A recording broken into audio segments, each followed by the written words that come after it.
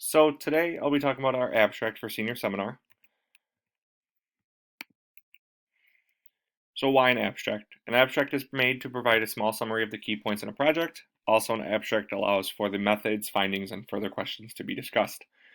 This PowerPoint is based on the abstract for the paper that discusses how exercise affects cognitive declines in older adults with dementia.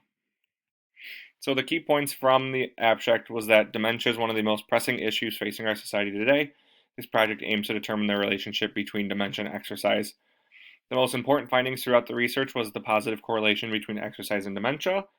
There were treatments for dementia that included pharmacological and non-pharmacological treatments, and exercise is one of the biggest non-pharmacological treatments.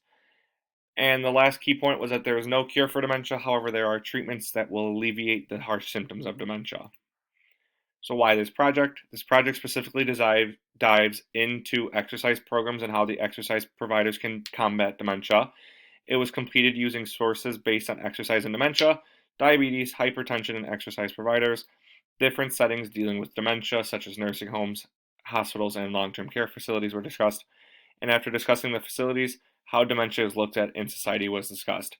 So the abstract just provided a short little preview of what the paper was going to entail, and based on the abstract, this PowerPoint was created.